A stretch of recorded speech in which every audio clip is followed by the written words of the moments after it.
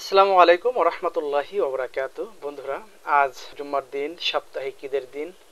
এই দিনটি সপ্তাহের শ্রেষ্ঠ দিন।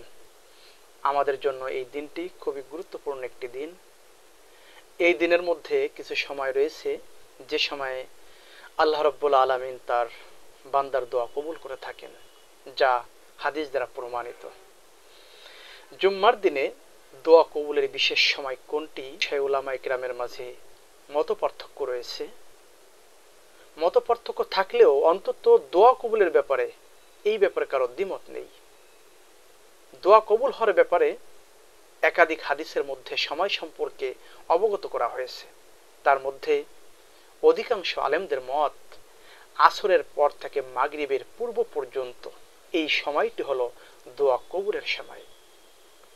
হাদিসের মধ্যে আসছে, আল্লাহ রাসূল সাল্লাল্লাহু আলাইহি সাল্লাম বলেন, জুম্মার দিনে এমন একটা সময় রয়েছে যাতে আল্লাহর বান্দা আল্লাহর কাছে যা চাইবে আল্লাহ রাব্বুল আলামিন তাকে তাই দিয়ে দিবেন।